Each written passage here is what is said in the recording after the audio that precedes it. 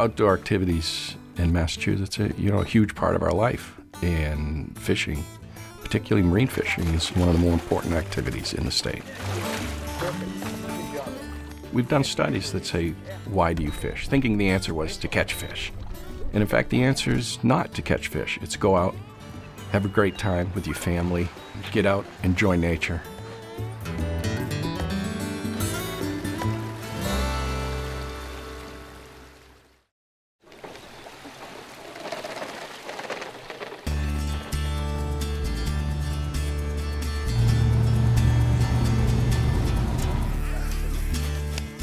The recreational harvest, many people think, is trivial compared to the commercial harvest, and that's not necessarily true. On a good year in Massachusetts, we catch about 5 million striped bass.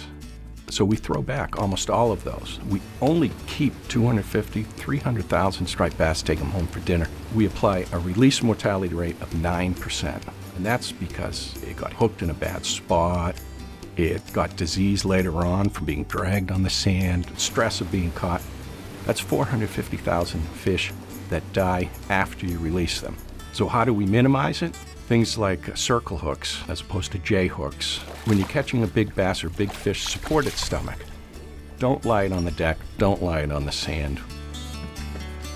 Catch and release is critically important. There just isn't enough biomass to just haphazardly take fish, harvest fish that you're not going to use. Let the fish go. Let it reproduce, let it grow, let it get bigger.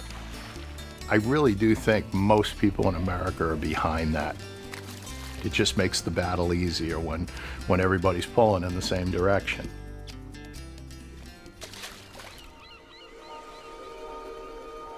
Massachusetts waters contain a number of different habitats. We have rocky, sandy, muddy.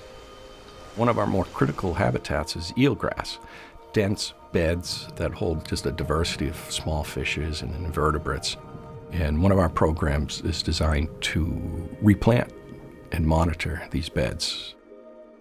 Today, the team is weaving eelgrass into burlap discs, and then we'll go out and restore Governor's Island flats by planting those burlap discs with eelgrass. Eelgrass is a marine flowering plant, and it's a really important habitat that supports a diverse group of fish and invertebrates. Eelgrass is declining worldwide at a rate of about 7% annually, pretty close to that same rate in Massachusetts. Water quality is the main reason we see eelgrass declines, and this is due to an increase in turbidity or cloudiness in the water that can be caused from runoff from stormwater or wastewater, and that causes a bloom in algae that can decrease the clarity.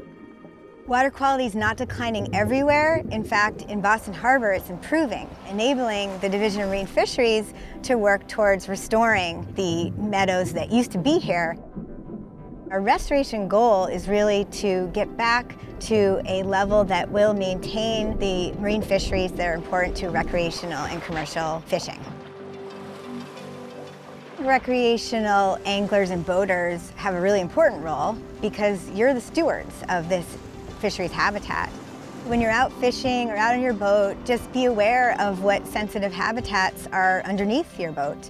And if you're in an area of eelgrass, don't anchor there. When you're navigating out of the harbor, stick with the channel. Don't go in the shallow areas so that you're prop dredging. The most inspiring thing about my job is when I see that we're actually making a difference. When we go back out to a meadow that we've restored, and you're there, you're diving, and you're quietly sitting there and you see winter flounder coming up, and you see the young of the year, and the cunners, and the tautog, and it's all part of this ecosystem that we've helped to restore. Conservation of marine fisheries habitat, including eelgrass, is really important because we want to be able to fish and we want to be able to enjoy our coastal areas for years to come. We're trying to collect good information with the ultimate goal of sustainability for future generations.